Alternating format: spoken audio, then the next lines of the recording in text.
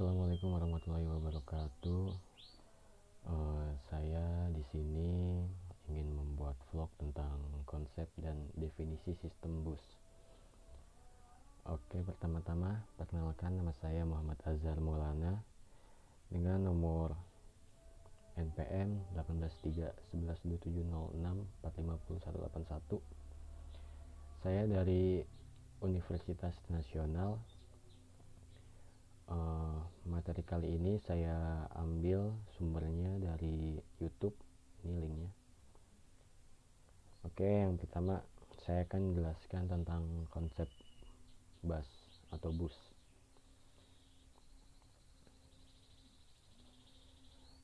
Di dalam konsep bus itu ada hubungan bus atau jalur.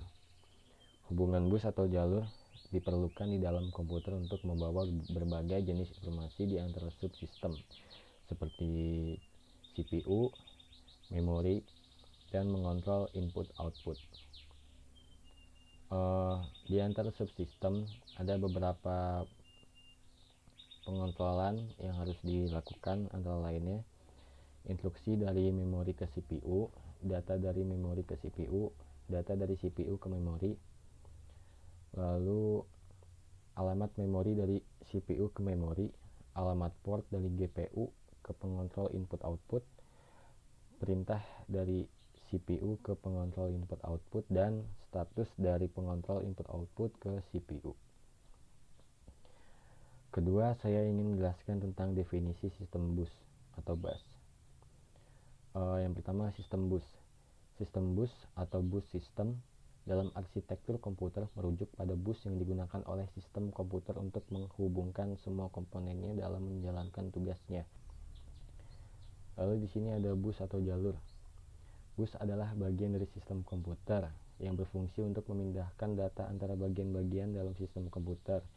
Data dipindahkan dari piranti masukan ke CPU, CPU ke memori, atau dari memori ke piranti keluaran. Seperti yang dijelaskan tadi, bus itu bagian dari arsitektur komputer atau sistem komputer, supaya sistem komputer itu saling terhubung supaya bisa membagi data-data. Lalu yang ketiga ada jenis-jenis bus dalam arsitektur komputer. Yang pertama ada data bus. Data bus adalah jalur-jalur perpindahan data antara modul dalam sistem komputer. Karena pada suatu saat tertentu masing-masing saluran hanya dapat membawa 1 bit data, maka jumlah saluran menentukan jumlah bit yang dapat ditransfer pada suatu saat. Lalu yang kedua ada control bus. Control bus adalah salah satu dari 3 macam bus yang terdapat pada sistem mikroprosesor. Adapun bus kontrol adalah jalur yang digunakan untuk menyalurkan sinyal kontrol. Contoh dari sinyal kontrol yaitu sinyal baca memori atau memory read atau MEMR, dan sinyal tulis memori atau memory write atau MEMW. Mungkin ini sama aja kayak itu ya, yang read only memory sama write only memory, mungkin masih satu bagian. Oke, lanjut ada address bus. Address bus digunakan untuk menandakan lokasi sumber ataupun tujuan pada proses transfer data. Pada jalur ini, CPU akan mengirimkan alamat memori yang akan ditulis atau dibaca. Address bus biasanya terdiri dari 16, 20, 24, atau 32 jalur paralel. Lalu yang keempat, ada contoh bus dalam arsitektur komputer. Yang pertama ada bus ISA. Industri komputer personal lainnya merespon perkembangan ini dengan mengadopsi standarnya sendiri. Bus ISA atau Industri Standar Arsitektur, yang pada dasarnya adalah bus PC atau AT yang beroperasi pada 8,33 MHz. Keuntungannya adalah bahwa pendekatan ini tetap mempertahankan kompatibilitas dengan mesin-mesin dan kartu-kartu yang ada. Lalu yang kedua ada bus PCI.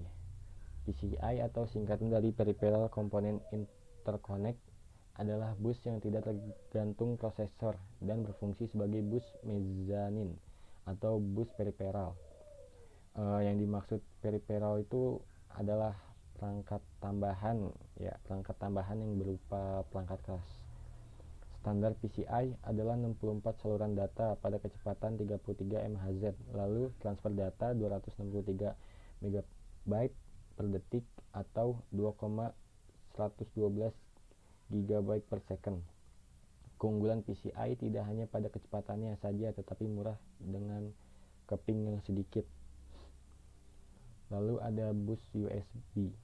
Semua perangkat periferal tidak efektif apabila dipasang pada bus kecepatan tinggi PCI, sedangkan banyak peralatan memiliki kecepatan rendah seperti keyboard, mouse, dan printer.